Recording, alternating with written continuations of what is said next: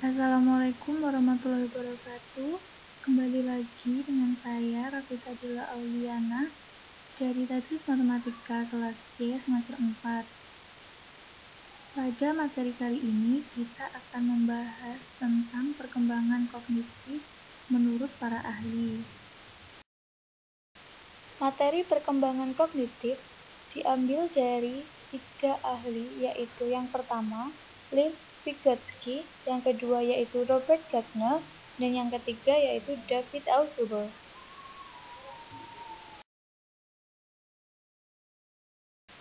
Pembahasan yang pertama mengenai Lev Vygotsky. Beliau memiliki nama lengkap Lev Semyonovich Vygotsky, lahir pada tahun 1896 di Saris, Rusia, di suatu kota Orcha, Belarusia, dari keluarga kelas menengah keturunan Yahudi. Dia tumbuh dan besar di Gomel, suatu kota sekitar 400 mil bagian barat Moskow. Sewaktu masih muda, dia tertarik pada studi kesusastraan dan analisis sastra, dan menjadi seorang penyair dan filosof. Vygotsky mengajar kesusastraan di suatu sekolah provinsi sebelum memberi kuliah psikologi pada suatu sekolah keguruan. Dia dipercaya membawakan kuliah psikologi walaupun secara formal tidak pernah mengambil studi psikologi. Dari sinilah dia semakin tertarik dengan kajian psikologi sehingga menulis disertasi mengenai Psychology of Art di Moscow Institute of Psychology pada tahun 1925. Vygotsky bekerja kolaboratif bersama Alexander Luria dan Alexei Leontiev dalam membuat dan menyusun proposal penelitian yang sekarang ini dikenal dengan pendekatan Vygotsky. Selama hidupnya, Vygotsky mendapat tekanan yang begitu besar dari pemegang kekuasaan dan para penganut ideologi politik di Rusia untuk mengadaptasi dan mengembangkan teorinya. Vygotsky meninggal pada usia muda, 38 tahun, pada tahun 1934 akibat menderita penyakit TBC. Sepeninggalnya, barulah seluruh ide dan teorinya diterima oleh pemerintah dan tetap dianut dan dipelajari oleh mahasiswanya. Kepeloporannya dalam meletakkan dasar tentang psikologi perkembangan telah banyak mempengaruhi sekolah pendidikan di Rusia, yang kemudian teorinya berkembang dan dikenal luas di seluruh dunia hingga saat ini. Ada 2 inti pandangan Vygotsky tentang teori perkembangan kognitif. Yang pertama yaitu kemampuan kognitif dimediasi dengan kata, bahasa, dan diskursus yang berfungsi sebagai alat psikologis untuk membantu dan mentransformasi aktivitas mental. Yang kedua yaitu kemampuan kognitif berasal dari relasi sosial dan dipengaruhi oleh latar belakang sosiokultural. Vygotsky percaya bahwa bahasa adalah alat yang paling penting. Vygotsky berpendapat bahwa pada masa kanak-kanak awal, bahasa mulai digunakan sebagai alat yang membantu anak untuk merancang aktivitas dan memecahkan problem. Yang mendasari teori Vygotsky adalah pengamatan bahwa perkembangan dan pembelajaran terjadi di dalam konteks sosial, yakni di dunia yang penuh dengan orang-orang yang berinteraksi dengan anak sejak anak itu lahir. Orang-orang inilah yang sangat berperan dalam membantu anak belajar dengan menunjukkan benda-benda, dengan berbicara sambil bermain, dengan membacakan cerita, dengan mengajukan pertanyaan, dan sebagainya. Dengan kata lain, orang dewasa menjadi perantara bagi anak dan dunia sekitarnya. Belajar lewat instruksi dan perantara adalah ciri intelijensi manusia. Dengan pertolongan orang dewasa, anak dapat melakukan dan memahami lebih banyak hal dibandingkan dengan jika anak hanya belajar sendiri. Konsep inilah yang disebut Vygotsky sebagai Zone of Proximal Development atau ZPD. ZPD memberi makna baru terhadap kecerdasan. Kecerdasan tidak diukur dari apa yang dapat dilakukan anak dengan bantuan yang semestinya. Belajar melakukan sesuatu dan belajar berpikir terbantu dengan berinteraksi dengan orang dewasa. ZPD dapat menjadi pemandu dalam memilih dan menyusun pengalaman pembelajaran bagi siswa untuk membantu mereka maju dari tahap interpersonal ke intrapersonal. Kita membantu siswa agar Eksternalisasi terjadi sehingga bahasa baru yang diajarkan menjadi bagian dari pengetahuan dan keterampilan berbahasa anak. Menurut Vygotsky, konsep sosiokultural menekankan bagaimana proses-proses perkembangan mental seperti ingatan, perhatian, dan penalaran melibatkan pembelajaran menggunakan temuan-temuan masyarakat seperti bahasa, sistematika, dan alat-alat ingatan. Ia juga menekankan bagaimana anak-anak dibantu berkembang dengan bimbingan dari orang-orang yang sudah terampil di dalam bidang-bidang tersebut.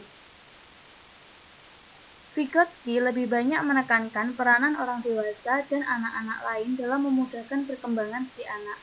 Menurut Vygotsky, anak-anak lahir dengan fungsi mental yang relatif dasar seperti kemampuan untuk memahami dunia luar dan memusatkan perhatian. Namun, anak-anak tak banyak memiliki fungsi mental yang lebih tinggi seperti ingatan, berpikir, dan menyelesaikan masalah. Fungsi-fungsi mental yang lebih tinggi ini dianggap sebagai alat kebudayaan, tempat individu hidup, dan alat-alat itu berasal dari budaya. Alat-alat itu diwariskan pada anak-anak oleh anggota-anggota kebudayaan yang lebih tua selama pengalaman pembelajaran yang dipandu. Pengalaman dengan orang lain secara berangsur menjadi semakin mendalam dan membentuk gambaran batin anak tentang dunia.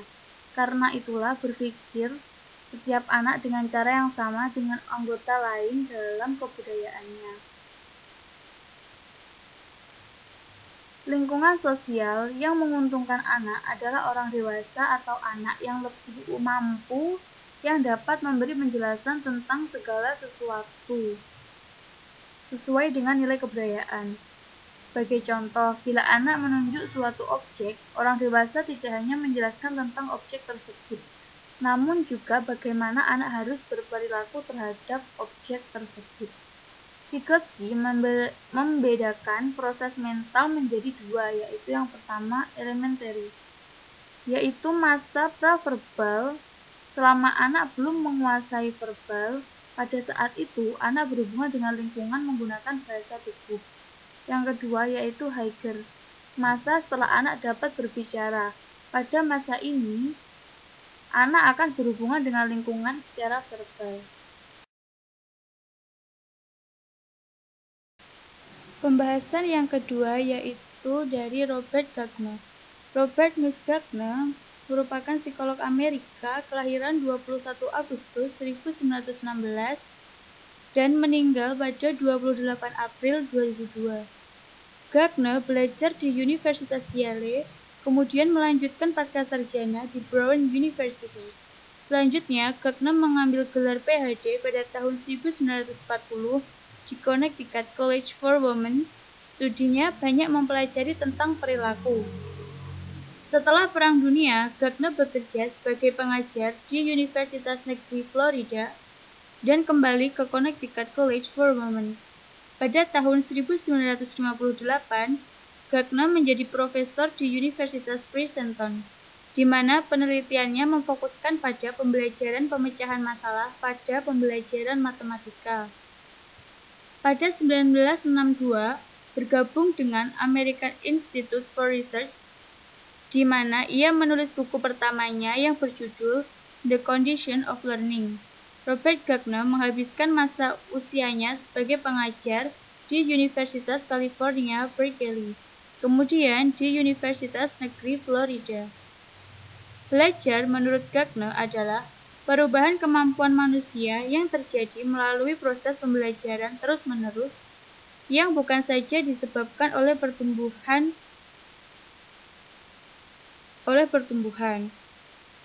Ia mengutarakan teori belajar spesifik, yaitu yang pertama, memperoleh perhatian, yang kedua, menginformasikan tujuan pembelajaran, yang ketiga yaitu menstimulasi hasrat belajar, yang keempat, menampilkan isi, yang kelima, menyajikan panduan pembelajaran, yang keenam, menampilkan kinerja, yang ketujuh, menyediakan umpan balik, dan yang kedelapan yaitu menilai kinerja. Teori belajar Gagner. Menurut Gagner, tingkah laku manusia yang sangat bervariasi dan berbeda dihasilkan dari belajar. Kita dapat mengklarifikasikan tingkah laku sedemikian rupa sehingga dapat diambil implikasinya yang bermanfaat dalam proses belajar. Gardner mengemukakan bahwa keterampilan-keterampilan yang dapat diamati sebagai hasil-hasil belajar disebut kemampuan-kemampuan atau disebut juga kapabilitas. Kapabilitas merupakan kemampuan yang dimiliki manusia karena ia belajar. Kapabilitas dapat diibaratkan sebagai tingkah laku akhir dan ditempatkan pada puncak membentuk suatu piramida. Misalnya, seseorang tidak akan dapat menyelesaikan tugasnya apabila tidak terlebih dahulu mengerjakan tugas A dan B. Gardner mengemukakan 5 macam hasil belajar atau kapabilitas. 3 bersifat kognitif, 1 bersifat afektif, dan 1 bersifat psikomotor. Gardner membagi hasil belajar menjadi 5 kategori kapabilitas, yaitu sebagai berikut. Yang pertama yaitu informasi verbal. Kapabilitas informasi verbal merupakan kemampuan untuk mengkomunikasikan secara lisan pengetahuannya tentang fakta-fakta. Informasi verbal diperoleh secara lisan, membaca buku, dan sebagainya. Informasi ini dapat diklasifikasikan sebagai fakta, prinsip, nama, generalisasi. Contoh, siswa dapat menyebutkan dalil Pythagoras yang berbunyi, pada segitiga siku-siku berlaku kuadrat sisi miring sama dengan jumlah kuadrat sisi-sisi siku-sikunya. Yang kedua yaitu keterampilan intelektual. Kapabilitas keterampilan intelektual merupakan kemampuan untuk dapat membedakan, menguasai konsep, aturan, dan memecahkan masalah. Kemampuan-kemampuan tersebut diperoleh melalui belajar. Kapabilitas keterampilan intelektual menurut Gardner dikelompokkan dalam 8 tipe belajar, yaitu belajar isyarat, belajar stimulus respon, belajar rangkaian gerak, belajar rangkaian verbal, belajar memperbedakan, belajar pembentukan konsep, belajar pembentukan aturan, dan belajar pemecahan masalah. Tipe belajar tersebut terurut kesukarannya dari yang paling sederhana, yaitu belajar isyarat, sampai kepada yang paling kompleks, belajar pemecahan masalah. Dan yang ketiga yaitu strategi kognitif. Kapabilitas strategi kognitif adalah kemampuan untuk mengkoordinasikan serta mengembangkan proses berpikir dengan cara merekam, membuat analisis, dan sintesis. Kapabilitas ini terorganisasikan secara internal sehingga memungkinkan perhatian, belajar, mengingat, dan berpikir anak terarah. Contoh tingkah laku akibat kapabilitas strategi kognitif adalah menyusun langkah-langkah penyelesaian masalah matematika. Yang keempat yaitu sikap. Kapabilitas sikap adalah kecenderungan untuk merespon secara tepat terhadap stimulus atas dasar penilaian terhadap stimulus tersebut. Respon yang diberikan oleh seseorang terhadap suatu objek mungkin positif, mungkin pula negatif. Hal ini tergantung kepada penilaian terhadap objek yang dimaksud. Apakah sebagai objek yang penting atau tidak. Contoh, seseorang memasuki toko buku yang di dalamnya tersedia berbagai macam jenis buku. Bila orang tersebut memiliki sikap positif terhadap matematika, tentunya sikap terhadap matematika yang dimiliki mempengaruhi orang tersebut dalam memilih buku matematika atau buku yang lain selain buku matematika. Yang kelima yaitu keterampilan motorik. Untuk mengetahui seseorang memiliki kapabilitas keterampilan motorik, kita dapat melihatnya dari segi kecepatan, ketepatan, dan kelancaran gerakan otot-otot, serta anggota badan yang diperlihatkan orang tersebut. Kemampuan dalam mendemonstrasikan alat-alat peraga matematika merupakan salah satu contoh tingkah laku kapabilitas ini. Contoh lain yang lebih sederhana misalnya, kemampuan menggunakan penggaris, jangka, sampai kemampuan menggunakan alat-alat tadi untuk membagi sama panjang suatu garis lurus. Pembahasan yang ketiga yaitu dari David Ausubel. David Ausubel adalah psikolog Amerika kelahiran Brooklyn, New York pada 25 Oktober 1918 yang dikenal atas kontribusinya dalam bidang psikolog pendidikan. Menurut Ausubel, belajar dapat diklasifikasikan ke dalam dua dimensi. Dimensi pertama berhubungan dengan cara informasi atau materi pelajaran itu disajikan kepada peserta didik melalui penerimaan atau penemuan. Selanjutnya, dimensi kedua menyangkut bagaimana peserta didik dapat mengaitkan informasi itu pada struktur kognitif yang telah ada. Jika peserta didik hanya mencoba menghafalkan informasi baru itu tanpa menghubungkan dengan struktur kognitifnya, maka terjadilah belajar dengan hafalan.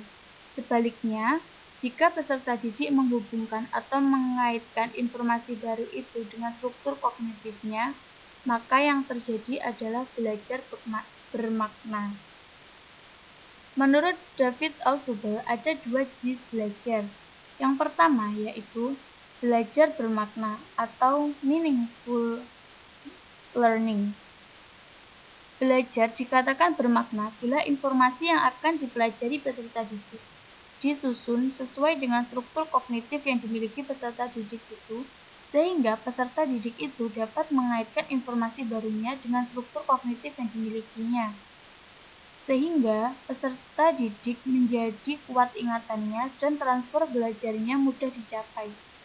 Struktur kognitif dapat berupa fakta-fakta, konsep-konsep, atau generalisasi yang telah diperoleh atau bahkan dipahami sebelumnya oleh siswa. Yang kedua yaitu belajar menghafal atau rote learning. Bila struktur kognitif yang cocok dengan fenomena baru itu belum ada, maka informasi baru tersebut harus dipelajari secara menghafal. Belajar menghafal ini perlu bila seseorang memperoleh informasi baru dalam dunia pengetahuan yang sama sekali tidak berhubungan dengan apa yang ia ketahui sebelumnya. Selanjutnya yaitu 4 tipe belajar menurut Ausubel. Yang pertama yaitu belajar dengan penemuan yang bermakna. Maksud dari belajar dengan penemuan yang bermakna yaitu informasi yang dipelajari ditentukan secara bebas oleh peserta didik. Peserta didik itu kemudian menghubungkan pengetahuan yang baru dengan struktur kognitif yang dimiliki. Misalnya, peserta didik diminta menemukan sifat-sifat suatu bujur sangkar dengan mengaitkan pengetahuan yang sudah dimiliki. Seperti sifat-sifat persegi panjang, peserta didik dapat menemukan sendiri sifat-sifat bujur sangkar tersebut. Yang kedua yaitu belajar dengan penemuan tidak bermakna. Maksud dari belajar dengan penemuan tidak bermakna yaitu informasi yang dipelajari ditentukan secara bebas oleh peserta didik, kemudian ia menghafalnya. Misalnya, peserta didik menemukan sifat-sifat bujur sangkar tanpa bekal pengetahuan sifat-sifat geometri yang berkaitan dengan segi empat dengan sifat-sifatnya, yaitu dengan penggaris dan jangka. Dengan alat-alat ini, diketemukan sifat-sifat bujur sangkar dan kemudian dihafalkan. Yang ketiga yaitu belajar menerima yang bermakna. Yang dimaksud dari belajar menerima yang bermakna yaitu informasi yang telah tersusun secara logis disajikan kepada peserta didik dalam bentuk final atau akhir. Peserta didik kemudian menghubungkan pengetahuan yang baru dengan struktur kognitif yang dimiliki. Misalnya, peserta didik akan mempelajari akar-akar persamaan kuadrat. Pengajar mempersiapkan bahan-bahan yang akan diberikan yang susunannya diatur sedemikian rupa sehingga materi persamaan kuadrat tersebut dengan mudah tertanam ke dalam konsep persamaan yang sudah dimiliki peserta didik. Karena pengertian persamaan lebih inklusif daripada persamaan kuadrat, materi persamaan tersebut dapat dipelajari peserta didik secara bermakna. Yang keempat yaitu belajar menerima yang tidak bermakna. Maksud dari belajar menerima yang tidak bermakna yaitu dari setiap tipe bahan yang disajikan kepada peserta didik dalam bentuk final, peserta didik tersebut kemudian menghafalkannya. bahan yang disajikan tadi tanpa memperhatikan pengetahuan yang dimiliki oleh peserta didik.